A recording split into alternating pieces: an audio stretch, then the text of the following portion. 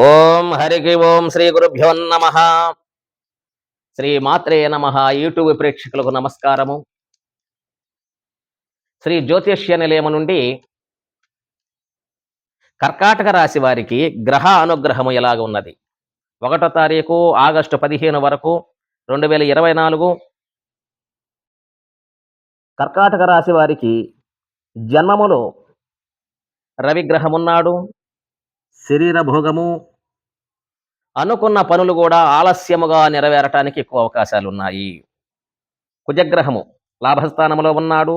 శరీర సుఖము, విదేశ గమనము, లాభము, యత్న కార్య సిద్ధి, శత్రు జయము, మనో ఉల్లాసముగా ఉంటాడు. అనుకున్న పనులన్నీ కూడా సవ్యంగా నెరవేరటానికి ఎక్కువగా అవకాశాలు ఉన్నాయి. బుధగ్రహము జన్మమందున్నాడు. చెడు స్నేహాలకి అలవాటవుతారు. చెడు స్నేహాల వల్ల నష్టపోవటానికి ఎక్కువ అవకాశం ఉన్నది. గురుగ్రహం లాభస్థానములో ఉన్నాడు. గురుగ్రహము లాభస్థానములో ఉండబట్టి కీర్తి, మనోధైర్యము, సర్వకార్య లాభము, సర్వకార్య జయము, ధనము, ధాన్యము వృద్ధి కలగటానికి ఎక్కువ అవకాశం ఉన్నది. ధనస్థానములో శుక్రగ్రహం ఉన్నాడు.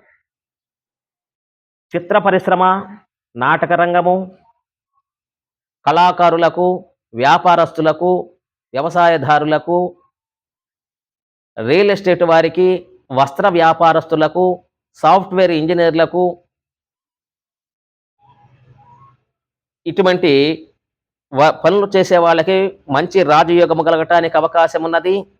మంచి లాభాలు పొందటానికి అవకాశం ఉన్నది. లాభసాటిగా ఉంటున్నది. అయితే శని అష్టములో ఉన్నాడు.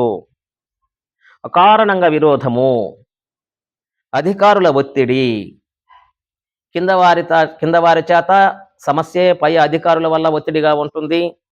శనికి తప్పకుండా పరిహారము చేసుకోవలేను. భాగ్యస్థానంలో రాహు ఉన్నాడు. మనో దుఃఖము కలగటానికి అవకాశం ఉన్నది. అయితే ఈ కర్కాటక రాశి వారికి పుత్రులు కానీ పుత్రికలు కానీ ఉంటే వారి వల్ల సుఖము కలగటానికి ఎక్కువ అవకాశం ఉన్నది. కేతుగ్రహము తృతీయములో ఉన్నాడు. ధనధాన్య వృద్ధి, కార్యము జయము కలగటానికి ఎక్కువ అవకాశాలు ఉన్నాయి. అయితే బాగున్న గ్రహాలు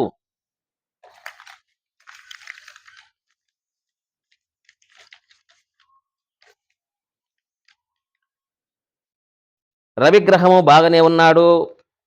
కుజగ్రహము లాభస్థానంలో ఉన్నాడు. గురుడు కూడా లాభంలో ఉన్నాడు. శుక్రగ్రహము వాక్స్థానంలో ఉన్నాడు. కాబట్టి ఈ 4 గ్రహాలు విశేషమైనటువంటి రాజయోగాన్ని ఇవ్వటానికి ఎక్కువ అవకాశం ఉన్నది.